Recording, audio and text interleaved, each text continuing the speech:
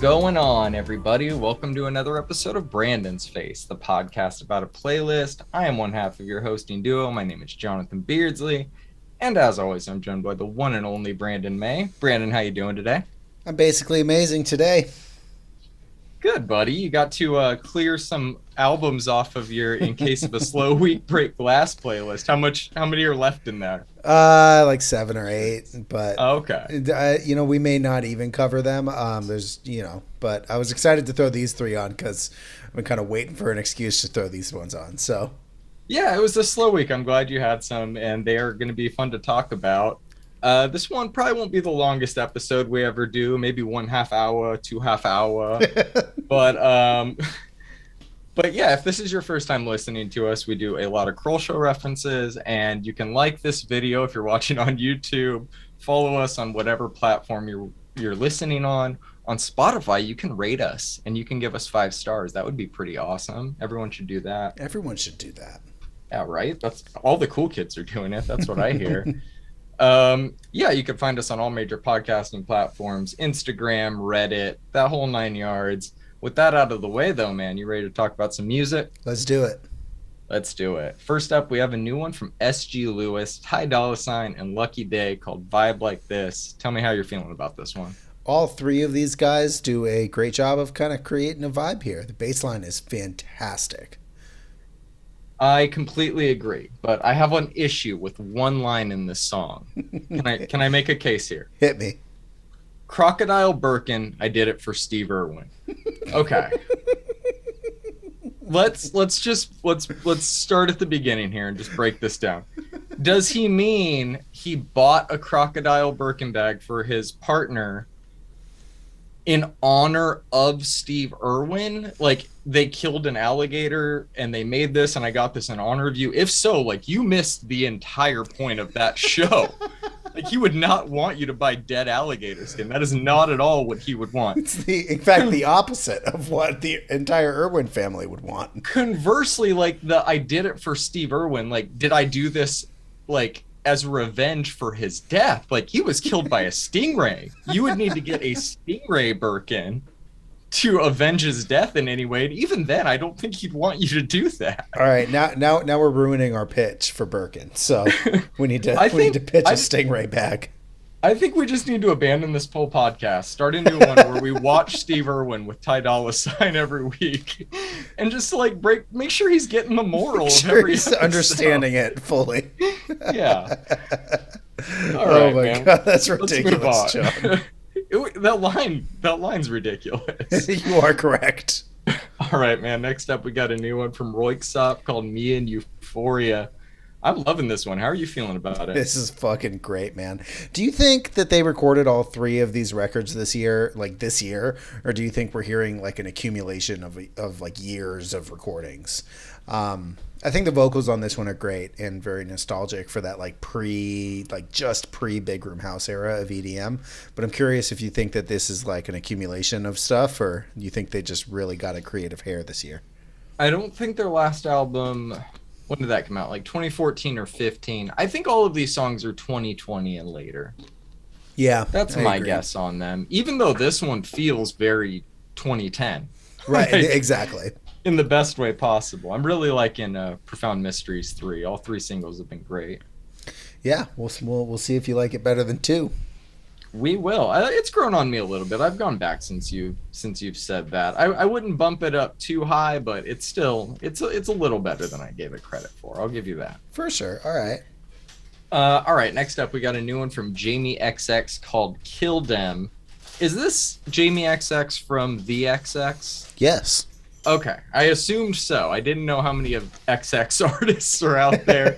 It's 2022. I didn't want to assume too much. So I'm not a big VXX person. Do they do a lot of electronic music? No, from my understanding, it's like electronic laden rock music that they do. I've never been a huge fan of the XX. I mean, I like their music, but Okay. nothing that really makes my boat float, you know. But Jamie XX put on a great show. I watched the live stream of his at Coachella, I believe, and or no, I don't think they live streamed that one. I think that must have been years ago. But he put out an album, I believe, in 2016 called In Color, which is really good. I honestly, I just assumed you were familiar with it. It made a lot of waves back when it was released. I honestly might be. I'll check it out after we record this. But yeah, I mean, the name stood out. I assumed it was from the band. I assumed that that band was more rock focused. So this is more of a dancey side project of his. Yeah, he really does good. I'm curious. Did you like the song? I thought that the percussive elements were good, but the vocal chop drove me a little nuts on this one, if I'm being honest, buddy. It's actually a little bit of a different direction than I'm used to from him, which is kind of a bummer that I didn't, I guess, make sure that you were aware. Go back and listen to In Color. It was released in Yeah, 2015. There's no album announcement here, but this doesn't really feel like an album level track for him. So Okay. I didn't hate it, but it wasn't my favorite of the week. Yeah, that was pretty much how I felt as well. I didn't really hate it. Just the vocal chop element got a little repetitive. For sure.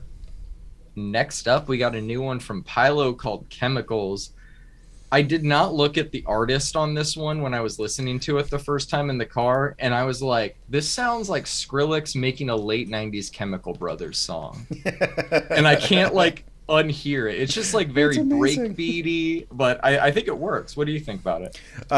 Didn't Pylo do the what Cerebral with Boys Noise on the first Strictly Raw record? Oh my God, you're right. I think he forgot did. about that. And that is an banger. Yeah, Banger. I think at one point, I think it was like 2015 or 2016, you texted me and you were like, "What's your favorite track off this Strictly Raw record, and why is it Cerebral?"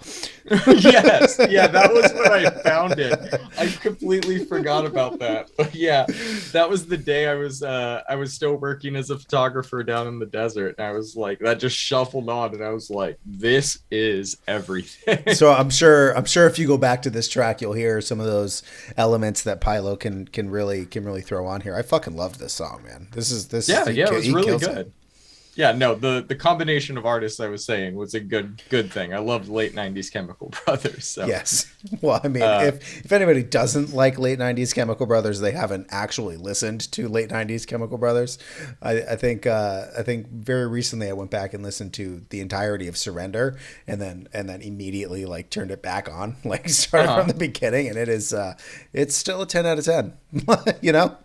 all right, but are you like a hipster? Would you say like Exit Planet Dust is your favorite of their 90s albums? Are you going to be that guy? Or are you going to say Dig Your Hole? You're a Dig Your Hole guy. I'm a Surrender guy, man. Although I think that might have been 2000. I could be wrong, but I mean 2000 kind of still counts. No. Surrender 90s? is 90. Surrender's 99. Yeah, you're right. I think I text you. It was a few months ago, and I said Surrender, Daft Punk's first record, and that Fatboy Slim record are like the three essential 90s EDM records everyone needs to listen to. Absolutely, man. Yeah, I mean, I'm a giant Chemical Brothers fan as it is, and I like Dig Your Own Hole, and I like Exit Planet Dust. I mean, the brothers are always going to work it out, but Surrender holds my heart.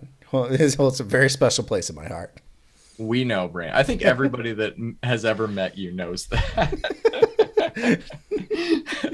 All right, buddy. Let's talk about this new Chemical Brothers one called Anti-Real. You mean the Glitch Mob? Oh, what did I say? The Chemical Brothers? Yeah. You know what? Let's just talk about the Chemical Brothers. You know what? Scrap the whole show. Let's go. All right. New one from the Glitch Mob called Anti-Real. This is the second new single they've released. And I'm going to be honest, I like this one a lot more. It has a very old school rave feel to it, mixed with like this heavy drum and bass. I'm digging it. What did you think? These last two tracks they've put out have seemed a little anti-real, both of them. I at least for the Glitch Mob. This one sounds a little bit more like the Glitch Mob that I know and love, and I like this song way more than I like the last track. Maybe I should go back and revisit the last one they put out. It was just very jarring to have the Glitch Mob attached to that song. but it still doesn't feel exactly like the Glitch Mob. But I'm excited to see where this direction kind of pushes them. So we'll see. They're in their creative element, and I trust them. Exactly. I agree with you. It does not really sound like them. I'm just trying to be a little bit more optimistic with this one. Like, I think that this is a little better than the last one. It's still not the Glitch Mob that I love, but I'm not hating where this is going either. No. And I like them taking some chances right now. Yeah, we'll see. I do trust them. I've liked every record they've ever put out, so I would be very surprised if I disliked this record that they're about to put out. Hard agree, man. Hard agree. Next up, we got a new one from Fred again called Blue, Better with Time. My notes literally say IDK, LOL, because I really don't know how I feel about this, man. It's like, it's all right. It's good. It's Like, more of the same, man. We got a more very of the special. same. That's it. We got a very special Boiler Room set, and it is honestly, I mean, it's iconic at this point. But Set of the year. I really like the sounds that he's working with here, and some of the samples and like the vocal editing are pretty cool. But I feel the same about this song as I do the majority of his music, which is the Real Life or Life Reality or whatever the hell he calls his albums. Yeah, the Actual Life. Actual Life, that's what it is. Mm-hmm. Better than both of the things I said. But yeah, man, I feel the same about this as I feel about all of his other music. I still can't put my finger on why it doesn't click. Yeah, I feel like the Actual Life series is these kind of in the moment tracks that he works on with people or over time, and they're very special to him. And I feel like the singles he drops, like Turn Off the Lights or Jungle, or those are like the banger ones, the ones we're kind of expecting more of. But now that I think about it, maybe those will just be completely separate and down the line. We'll see though, man. I think he's a very talented artist, and I think whatever he releases with this album will be interesting. And while I may not come to you with much of a formed opinion about this song, I do have some interesting information about the release of this album. All right. So he posted that because vinyl is like such a big part of what people want now with a new release, that like you have to turn the vinyl in so much earlier than you would if you're just doing a digital release of the album. And I think he just got like the itch, and he's changed the album a little bit since turning it in. Not in major ways, but the songs he says are different versions slightly, some of them. So anybody that buys the physical vinyl is going to have slightly different versions than the version that we get on streaming. Interesting. I kind of like that. Me too. I think that it's one, good that he's forthcoming about the reason why. It's completely understandable. It's not like they're incomplete versions. He just was like, the album's done. Now I have all this time to think because I had to turn it in early for vinyl. And of course, time to think with a creative guy like this is just going to be like, maybe I can make this a little better, you know? But yeah, it'll be interesting. It'll be interesting. Yeah, we will see. I don't think, because of my reception of the last couple of tracks he's put out, I don't think I'm going to buy the vinyl. So we'll find him on YouTube. It'll happen. All right, man. Next up, we got a new one from Pig and Dan called Adam. You're a big fan of them. Did you like this one? Yeah. So we covered their album last year, and they've done some stuff on Mousetrap, and I found them actually because they did a lot of drum code collaborations. I dig this track. I know it's really minimal up front, but the way it progresses is really neat to me. It's kind of like this deconstructed sound. I know your reception of the album last year was, it's a little too minimal for me, man. So I'm assuming that your review of this song is going to be the same, but I really hope you push through and listen to the whole thing and heard that kind of progression that they do so well. I did hear it, and I went through the whole thing multiple times, and I don't know what it's worth, if it's good or bad, but it gets my "You Would If You Had Robot Ears" award for the week. So take that for what it's worth. I'm gonna take that as a win, man. Yeah, no, I dug this one. Very warehousey. Yes. All right, next up we got a new one from DJ Tennis called Nobody. I like this song, and I like even more that it was uploaded to the correct Spotify page. So go use Spotify. DJ Tennis. Yes, Spotify. Correct. What'd you think of this one, bud? I mean, it's probably more your speed than the Pig and Dan track was, as far as techno goes. Sure. You know I love this song, man. I'm a big DJ Tennis fan. So Of course. Next up, we got another new one from Paul Van Dyke and Alex Morph called Hawkins Square. I really liked this one. This one is going to be fucking incredible live. Like, when that drop at 2 minutes hits at a festival, that shit's going to go wild. This is absolutely incredible. I mean, yeah, I cannot wait for a new Paul Van Dyke record. This is the absolute banger. Yeah, this is my favorite of the songs he's released so far this year. Yeah, same. I think we're going to leave it at that. I'm not going to add any more singles, no matter how good they are. I think we should just wait for the record. Yeah. Yeah, we're both anticipating that one. If you do see a release date pop up for it, let me know. I will. All right, next up, we got a new one from Feed Me, Brandon. Yes, Feeling we do. So free. I mean, is this a big occasion? Like, what you're the biggest Feed Me fan I'll ever know. Like, what does this mean to you? This is a little different than anything he's ever done. You know I love Feed Me, and he rarely disappoints. I think there's only like one song I don't like from him. And as is tradition with him, the chords and the bass lines are just so fucking clean on this one. It's a little bit of a different sound, and I'm kind of excited to hear this sound. He does this very well. What is this, like neo disco or something like that? Like it's a weird sound. What did you think about it? It is a big occasion. I always like New Feed Me, even though we got an album from him last year. I liked it, man. It's very. I thought it was housey. Yeah, it was just kind of like jungle, like a little bit. It is very different from him. Not at all what I was expecting based on clicking it and seeing the name Feed Me or his album last year. But I don't dislike it. It's interesting. Yeah, it's definitely interesting. So we'll see if this goes anywhere. It probably won't. Knowing him, he just wanted to throw something out there that he made that he can mix into his sets. So much like the Glitch Mob, it's these artists are so far into their career, and this genre makes you be so creative that when they open up a new fucking Pro Tools session or whatever, like, it's like, yeah, we're not going to just start with the 4/4 again. Like, let's try something new, you know? And I think this is interesting because this actually feels like him simplifying things a little bit.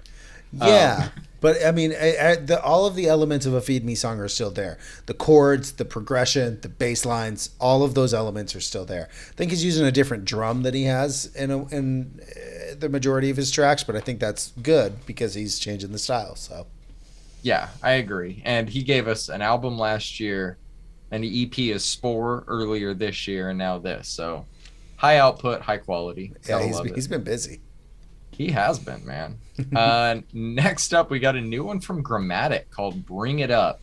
This one had a little bit of the Fatboy Slim, you can get with this, you can get with that type of vibe to it. A little bit of a throwback. What'd you think of it? I liked it, man. Like these chopped up soul samples mixed in with all the horns are just fucking cool, dude. It's just really cool. Yeah, it was just a fun, breezy track. Yeah. Next up, we got a new one from Channel Tress called No Limit. Still no release date announcement for real cultural shit yet, but I'll keep an eye out. This song, though, is just classic Channel, man. I'm excited to see the live choreography for this one. Yeah, this bass line does not quit. No, it does not, and the vocals are there, which is we realized with that EP of beats he released earlier this year. We need the vocals. Yes. They are essential to a Channel Tress track. They're just iconic, man. He's just so good at them. You think they're iconic already? I mean, they honestly feel like it to me. In my world, I feel like they're unmistakable so at the very least. Exactly. They're so unique and unidentifiable. They're identifiable instantly every time, you know? Right, exactly. All right. Next up, we got a new one from Khalid called Satellite. And man, he just does not sing the word satellite as good as Craig Owens does. Like, that's my main takeaway. What a ridiculous bar to set, John. Hey man, it's too recent. You know, if that was like 5 years ago, I wouldn't bring it up. If that was earlier this year, genres be damned. I wish anybody could. I wish I could replicate it so I could like sing it here, but I'm not gonna. So this is a good track, man. His voice sounds great. The song is clearly produced so he can hit the radio at least in some capacity, and you know, it's what he does. He's good at that. I thought it was kind of cornball. I didn't like this one. This one wasn't my favorite. I think his voice sounds great. I'm just gonna go back to the R&B EP we got There you go. last year. Yes, you got that. You did get. He did Yeah, that for you. you go back into your corner with that, John. All right. Next up, we got a new one from Sam Smith called "Unholy" featuring Kim Petras. This one sounds like Sam Smith making a Beyonce song. Does that make sense? Yes. Okay. Okay. What did you think of this one? Sam has just this incredibly discernible voice that works in a lot of context, and I think that this is one of them. I've never been a huge fan of Kim Petras, so Sure. It's an that is what ambitious it club is. song. It's an Yeah. ambitious club song, and I respect it for that. Yep. All right. Next up, we got a new one from Lil Nas X called Star Walkin'. I think this is from the new League of Legends game. It's fine, I guess. Like all Lil Nas X sounds the same to me. What did you think of it? This is okay. This is the new League of Legends anthem, and we had.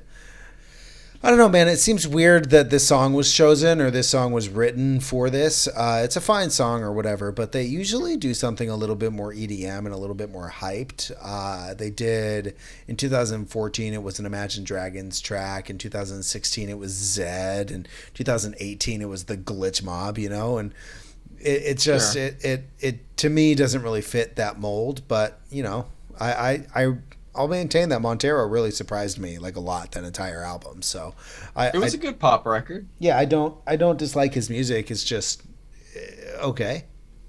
Yeah, I agree, man. I think that he has really unrealistic expectations put on him as like an artist, just going from like kind of viral internet sensation to one of the bigger pop stars we have today. But this one didn't do it for me. I blame Billy Ray Cyrus. Don't we all? Jesus Christ. For everything, really.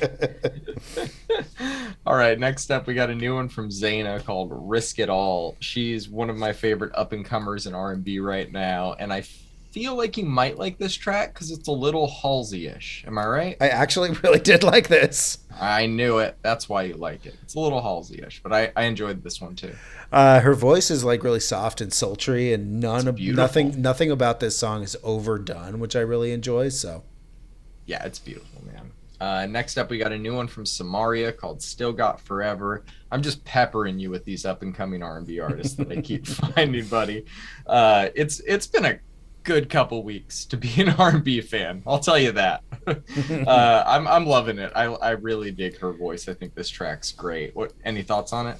I don't know. I actually feel the exact opposite, man. I didn't like this one too much. I think she relies a little bit too heavily on the auto tune. It's not really auto tune that they're using. They're using like a vocoder or some sort of vocal. What are they called? Something like that. But I think you're right. and I know that everyone uses it, right? Even like rock bands. I'm sure Ollie fucking Sykes is using it. But it when it's so noticeable, it feels like cheating unless it's kind of being used as an instrument. But in this case, it just feels a little overdone to me. That's fair, bud. I'll accept that. Good. You didn't have a choice. I won't beat you up over it. Oh yeah, bro, you're gonna come down from the Pacific Northwest and beat me? Let's go. Then Sasquatch after you.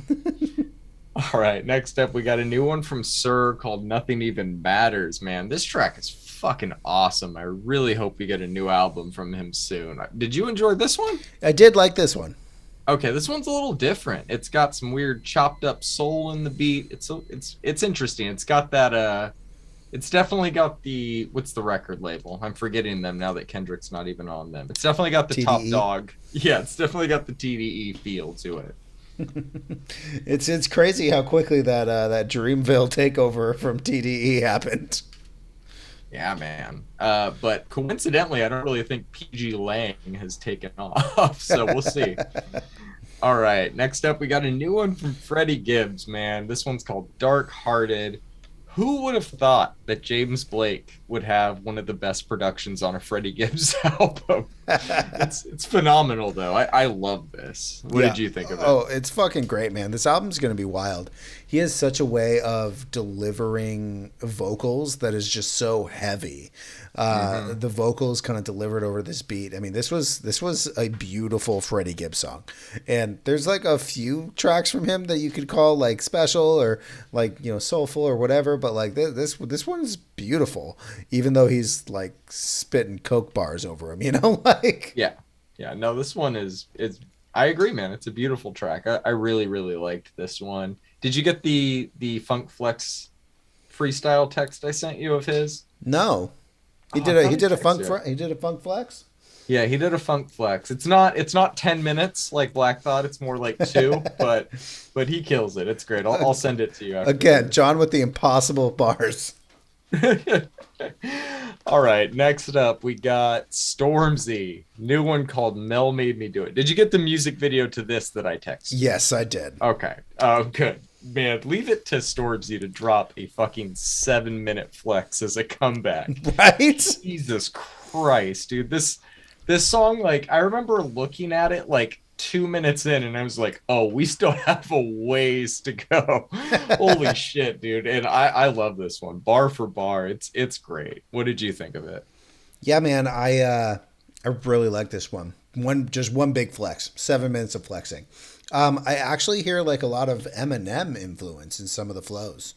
Interesting. I'll have to listen back for that. I've been having this one on repeat all week. I don't think he's announced a new album, but hopefully that's around the corner. You know, the British accent has been a little bit of an acquired taste for me, but I'm really digging it once I get past that kind of accent barrier. This is awesome, man. This is a great song. Yeah, I mean, I don't really get into it too far past Dave and Stormzy. I feel like they're my exact taste, and yeah, he just delivered 1000% with this, and I wasn't expecting it, so that made it all the better. Yeah, man, this was good. Okay, let's move into the rock realm of things. We got Thrice with a new one called Open Your Eyes and Dream. Any positive words about this one? Wow, you're a hater, bro. I don't like Thrice, man. It's butt rocky. This sounds a little too this sounds way too close to Tool for my liking. No fucking way. You're wrong. Listen back. Listen back. I will. I really like this one, man. I thought this was going to be more up your alley than the last record they put out, but it seems like not. I liked the last record, and this song was heavy, bro. Not for me. All right, that's fair. You don't have to like it. I'm the change my mind guy. More for me. Exactly. You can eat all that. You can have all that. I'll tell you what I'm going to share with you, though, and that's this new LS Dunes track, 2022, man, because this one is just fucking awesome. Everything you want a song to be that has Anthony Green on it. You get the trademark raspy yell. You get everything, man. I cannot wait for this album. What do you think of it? Yeah, this is going to be an interesting album, bro. I really, really like this song. These musicians clearly have a lot of good chemistry about them. You can hear it in the way everything flows. This is a post-hardcore banger, man. Dude, this is going to be a great album. Like, you know, with Anthony Green, you really hope you're not going to get something like a Circa Survive clone or I'm going to try to do Translating the Name Again, and we don't get any of those things with either of these songs. This is a completely new project, and it is very clear that it is, and it's working very well. Has he ever tried to do Translating the Name Again? Because I would really like to hear that. No, but you kind of hope that he doesn't, man. I mean, no, you can't. You can never replicate that. I'll never forget seeing Seosin with Anthony Green not too long ago. I think it was like 2016, and they played the whole thing front to back, and then you know, everybody wanted an encore, but like he comes back out and he's like, we don't have any other songs. Like that's the EP. Guess we'll play 7 years again. And they did. It was great. Of course. It was great. Yeah, I've never seen them play 7 years twice. I've never seen them with Anthony Green. I saw them the first time like a little bit after Cove had joined. And they're always just such a fucking good show. They still did 7 years during the Cove years. So I've seen that one live, even though it wasn't Anthony. Cove, very underrated vocalist, by the way. Yeah, absolutely. Yeah, man. They're just live so great. They were always the one you could count on for the guitar flip, which was always a fun thing to see live. Yep. They're a great band. But yeah, nobody will ever touch the white EP, man. Translating the Name. We used to call it the white EP back in my day. Oh man. All right, next up, we got a new one from AWOL Nation called "Freaking Me Out." What are your thoughts on this one, man? So I really loved the instrumentals on this one, but God, that freaking me out, just repeating and repeating and repeating and repeating. Just it's like, dude, AWOL Nation put out their first debut album called Megalithic Symphony, and it is that. It is an insane album, front to back. It's fucking great, and I've like really tried to keep giving them a shot. And I really like the instrumentals on this one, but where the lyrics and the chorus just didn't do it for me. What do you think? I thought the exact same thing, man. Really cool guitars, weird programming in the instrumental, just not great vocals. Yep. Bummer. Next up, we got two new ones from He Is Legend called The Prowler and Lifeless Lemonade. I haven't listened to them or an album of theirs since It Hates You, but I'm not surprised to hear that they still shred as hard as fucking possible. Right? This is really good. What did you think of it? All right, so I was never like a huge He Is Legend fan, but I was aware of their music, and I listened to the first couple of albums back when the scene was pretty big.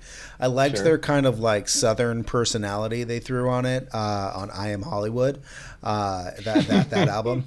They kind of had this like twang to the metalcore, which was pretty neat, man. But I actually found that being done better by a different band called Once Nothing, which put out an album called First Came the Law, which is fantastic. But so I didn't pay much attention to He Is Legend after that. All of that being said, maybe I should go back. It's not the metalcore that I know them for, but man, this is good. This is heavy. It's great. I think the last album, like I said, I heard of theirs was It Hates You, but like after I Am Hollywood, they went more Southern metal. Like Suck Out the Poison is a Southern metal album. It's not really thrash metal the same way I Am Hollywood was. Got it. But I still feel like everyone wants them to be the I Am Hollywood band again, and they're just so far from that, even though that song still just fucking rips every time. Dad, I'm Not Coming Home sample is so great live, dude. I love that part. I'm sure. Yeah, I was actually a really big fan of theirs. I felt like once they went Southern metal, you were like, yeah, it was like you're a He Is Legend person, a Maylene person, like a Once Nothing person, like all those bands. You kind of had a preference, and then the scene just died. So right. I'm glad they persisted though. Right, and they were all kind of taking from Every Time I Die, anyways. So a little bit. I mean, I feel like I Am Hollywood and it's China its own thing, White for sure. are for sure their own things. But yeah, I feel like everyone stole from everyone, man. Yeah, to some degree. That was the beauty of the scene, right? Yeah, community, not competition. Even though it was extremely competitive. Yes, it was. All right, man. Let's cap off the singles this week with this new one from Avatar called Valley of Disease. Do you know how hard it is to search for this artist when there's a new Avatar movie coming out, Brandon? Oh man, that's funny. I'm sure it's very difficult. Very difficult, man. I was like, yeah, let me look into this artist. Good thing for Spotify. We have not covered an artist that does face paint. So this is fun.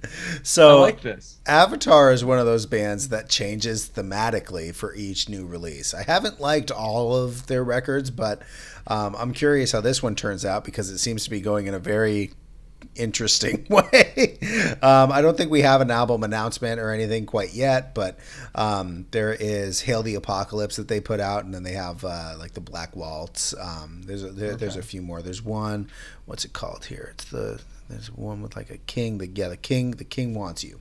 Yeah, I think what it's called, something like that.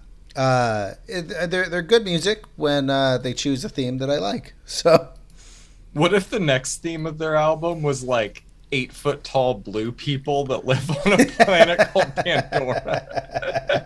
You might as well capitalize on using the name, right? Right, exactly. I don't know about this one. I liked the heavier parts of this song, which isn't something I usually say with the metal tracks you add. I didn't like the clean vocals on this one as much. Yeah, there's something about it, but I wanted to throw it on because I kind of wanted to introduce you to Avatar. So here you go. Hey man, I introduced you to Stormzy. You introduced me to Avatar. There it is. This is why we do this podcast. All right, man. Let's move into the albums. We got a new one from the Wonder Years called The Hum Goes On Forever. I'm gonna go first on this one if you don't mind. Do it. I really enjoyed this album. It's just a well-made pop punk album with an indie sensibility to it, and I think that they make that style of music incredibly well. They're 7 albums into their career, and that shows on this album in a good way. They know exactly what they're doing. They know the points and themes that they want to touch on, and they don't seem to overthink anything. The album is well paced. Doors I Painted Shut is a great intro. Wyatt's song and Oldest Daughter are both great choices as singles. Cardinals 2 has that awesome moment of his voice like straining over the bridge until the song comes back in. I love that, dude. They veer a little into the law dispute territory with songs like Songs About Death, but overall, I thought it was a good album, and I will be coming back to it pretty soon. I gave this one a 7 out of 10. I think Oldest Daughter was my standout. What about you, man? All right. I think I like this album more than you. This record is fucking beautiful. Let's get that right out of the way.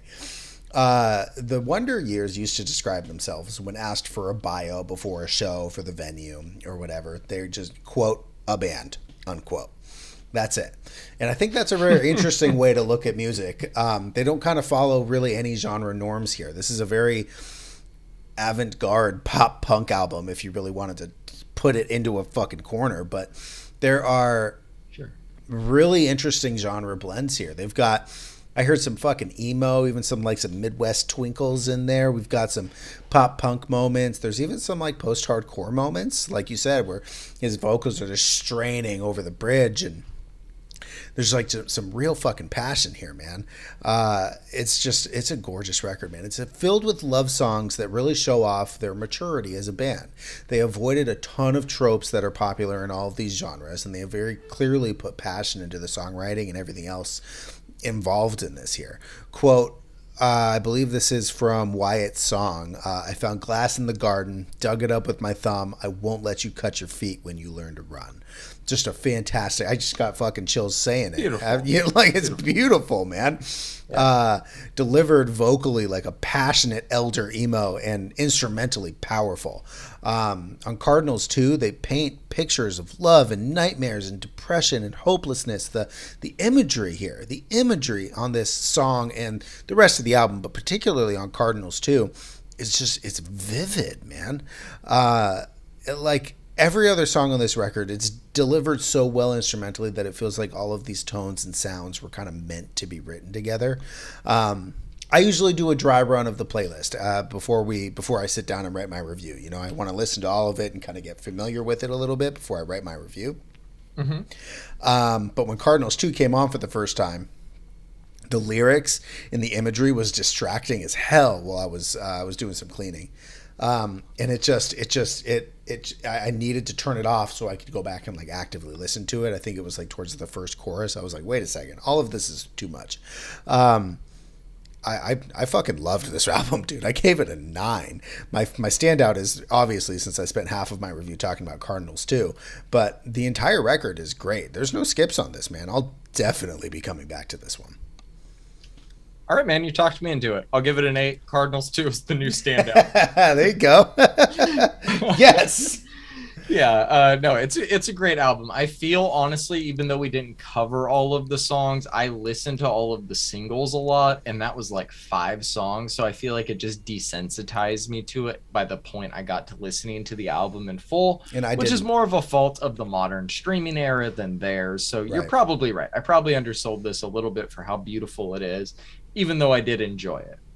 I honestly, man, sit down with the lyrics, bro, and get a little high and just like sink into this record, man. It is a very good record.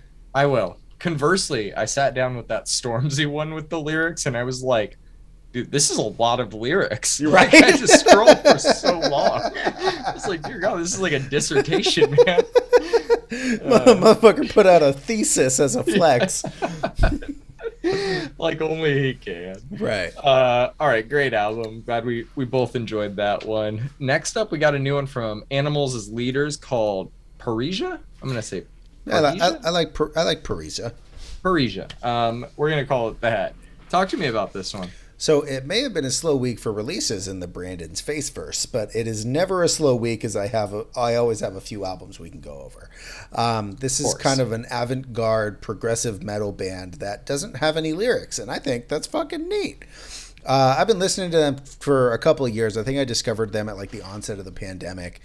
This album was actually released on March 25th, and I've just kind of been sitting on it. We haven't really had too many slow weeks since then, and I kind of wanted you to have your attention on this one.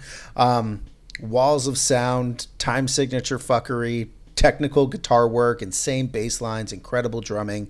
What's not to like here, man? There's a ton of substance, but it's all kind of atmospheric and ethereal. The way they can go from like heavy double bass grooves into something really melodic and then kind of move to like a bass led kind of like beat and then kind of move into like chuggy riffs. I mean, they do it masterfully.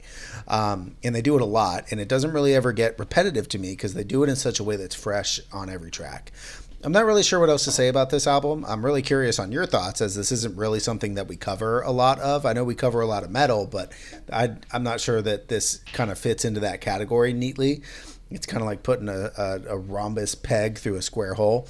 It's something I know you can't deny is the instrumental prowess here. Is specifically with the bass and the drumming. Those really stood out to me. I think this band has incredible musicianship, and I think it's really neat music, man. I gave this one a 7. My standout was Red Miso. What did you think about Animals as Leaders? So unrelated to any of the words in my review, I didn't know that you didn't know so confused. I've known who Animals as Leaders was since 2009. I had their first album on CD. Wow.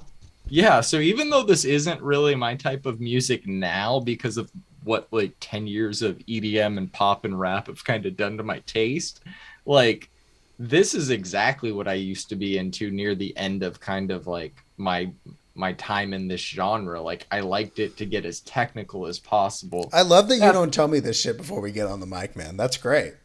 Yeah, no. I mean, I honestly just, I didn't say that because I assumed you were like, oh, John's going to want to check out this new Animals as Leaders.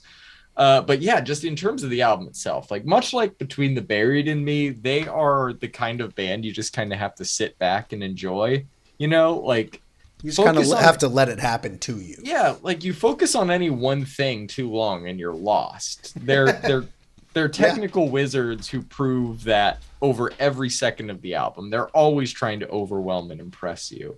And they've been the standard bearer in whatever this genre is for as long as they've been around because of how great they are at making albums exactly like this. Like there's some incredible grooves on this album, some really heavy moments, some really frenetic moments. It's a lot of fun, man. My standout is either Monomyth or The Problem of Other Minds, depending on the mood that I'm in. And I also gave this one a 7 out of 10. Nice. Glad you liked it. Yeah, buddy. You ready to talk about some death metal? Every second of my life, John. All right. So you threw this new one from Psycroptic on called Divine Council. And I want you to talk to me about this one because this is just one of those albums that I'm kind of torn between objectivity and subjectivity. Objectively, this album is pretty great. Like, just as technical and creative as the Animals as Leaders album, which is incredibly impressive. There's some moments on this album that leave you pretty floored, like the over the top ending to like this Shadow World or the Relentless Ashes of Our Empire. Yep. Subjectively, though, this isn't really my type of album. And while I was able to appreciate things about it, I don't think I really loved the album as a whole. But I'm Donnie and Lebowski, man. I'm out of my element here. So how should I feel about this one? Well, I fucking loved this album. I think it just absolutely bangs. I listened to it an uncomfortable amount of times. I found this album a few weeks ago. It released on August 5th. I'm not too far behind the curve on this one. Sure. They're very clearly good. This is melodic death metal to a T. They show you their melodic chops like really early with Rend Asunder. That complex riff that just kind of builds with scales while incorporating gent adjacent palm muting is just fucking awesome, man.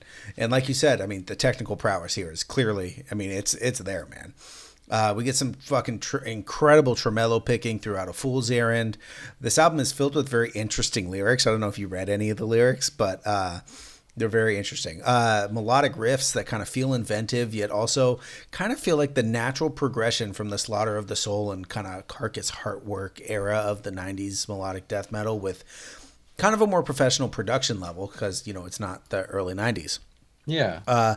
Ashes of Our Empire has the catchiest death metal riffing I've heard in a long time. That orchestral kind of choir piece at the end is just an incredible touch. I fucking love this, man. I'll definitely be coming back to this quite a bit, and a band that I'll be following now, henceforth. And this is kind of one of those records that I just kept coming back to, and sometimes listening front to back and then just saying, yeah, fuck it, I'll turn this one on again. It is, I think, very good. I know it's not kind of your cup of tea for everyday listening, but sure. I think that this is a very good record. I gave it an 8. My standout's Ashes of Our Empires. What'd you rate it? 7. All right, neat. You talked me into it. It's good. I think that's right on the money, man. Good, man. Yeah, after I kind of listened to this one a few times, I went and looked at a few reviews that are out there for it, and it seems like people really like it. Everyone that's ever listened to this podcast knows that I am not an authority on metal in any way. So it's always just how it's going to hit my taste. Sometimes there's some surprises, and I did enjoy like parts of this album for sure. When there's a melodic death metal album that gets me to go back and listen to both Heartwork and Slaughter of the Soul, because it's so reminiscent of that era. I'm like, I mean, it spoke to me, man. I actually went back and listened to both Carcass's Heartwork and At the Gate Slaughter of the Soul this week. So that's why you co-host this show with me, because nobody else was doing that, buddy. All right, man. Let's cap this week off with this In Angles album called Cardinal. I can see why you were so excited for me to hear this band, dude. These are the types of up-and-coming post-hardcore bands that have been my favorites to cover this year, honestly. This album just... It makes me wonder what other albums you're keeping from me, honestly. But it's a pretty to-the-point album, like in terms of the era of the scene we grew up in, and I think that's why it's so great. It's simple. And for an album like this, the sequencing blew me away. Like, we rarely get smooth transitions from more seasoned bands than them. You're right. So them going the extra mile to make sure everything flows together on this just really stood out to me, man. This whole album's really good. I'm going to say my standouts are Dead Era. A Single Thread is my probably favorite, but Flywait's and also a standout for me. Yeah. Another album I gave a 7. I think I gave every album a 7. Nice. Yeah, man. Thanks for showing me these guys. I will definitely be throwing a few of these tracks on my Scene Didn't Die playlist. Yeah, I think you should. I haven't been sitting on this one for too long. I found this band actually on the Spotify algorithm, and it kind of took me a minute for it to click a little bit, man. I think the song that they showed me was Vessel. And I don't know, man. So let me back up. So their bio on Spotify is they're mathy post-hardcore. It's what the band calls themselves. And I think that description is obviously perfect. I think that this album is done very well, but math rock has always been really hit or miss with me. Like the Thank You Scientist, kind of stuff. Mm-hmm. Some of it is a little too technical and seems... I don't know, a little frivolous, right? As if, I don't know, isn't music at all at some point a little frivolous? Like, isn't it all like unnecessary? But I don't know what I'm trying to get. Maybe I'm getting. Isn't it all unnecessary? Right. But I really enjoyed this one. I found this via the Spotify algorithm, like I said, and I kind of threw it on my listen to next, and then I was kind of browsing that, a few weeks ago, and this came up again, the whole album did, and I was like, you know what, fuck it. Spotify, when I listen to such a variety of music that when Spotify tells me that I need to listen to an album of a band that has like, what is it, like 28,000 listeners or something like that? Yeah, 22,000 listeners. I kind of pay attention, right? My ears perk up a little bit, and I was like, fuck it, let me try it again. And I'm so glad I did. Yeah, man, this... just fucking great lyrics, man. Great instrumentals, passionate vocals that are reminiscent of the scene. Like, what's not to like, I listened to this one an uncomfortable amount of times this week also, and I'll definitely be going back to it. I actually grabbed the record from their record label. Oh, hell yeah. Yeah, and it's a run of out of 150. So they're a small band, man, but they clearly know what they're doing. So we'll see, man. A Single Thread is to me the best song on the album, although they're all fucking great. 1,000%. If they are listening to this, run A Single Thread as a single, man. Do a music video for that. That's promote the shit out of that song. That's a really good song. Yeah, that song needs some more recognition. I think it might be their most played. No, in fact, it's not. No, I think Dead Era is the most played on the album. Yeah. Yeah. Well, I really liked this one. I'm glad you did too.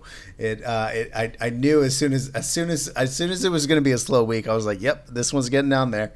John's going to like this one." Yeah, I appreciated it, man. Thank you. Good. I'm glad you did. Man. This was a fun one. This was a dead week that turned out to be a surprisingly fun one, thanks to your endless well of music to check out. You want to know what we're going to be checking out next week? I definitely do. Oh boy. Okay, so we got new album from Craig David, new one from Freddie Gibbs, finally, Slipknot, Tycho, the Yeah Yeah Yeahs, and tonight we will be getting the new single from Paramore. So it's going to be a stacked week. I love it. Somebody on Twitter posted a picture, and it's on their bed. It's a bottle of tequila, a gun, a Lunchable, a joint, their phone, a vibrator, a water bottle, a lighter, and perfume. And it says, "Ready for the new Paramore single tonight." Oh my God. Yes. Thank you. We need more people like that in the world. Yes. The Brandon Space energy. that's that Brandon Space energy. Hey man, they actually announced an album date. I think it's February 2023 for Paramore. So it's a long ways away. That will be on next year's. I've been purposely not updating the next year portion of the release calendar because I want to pre-pro it with you. But yeah, we've got S.G. Lewis already announced for next year. Yes. I think Anti-Flag. There's gonna be some fun shit, man. I think so too. Well, I bid you adieu, sir. We bid you all adieu, good sirs and good ladies. Take care. Peace.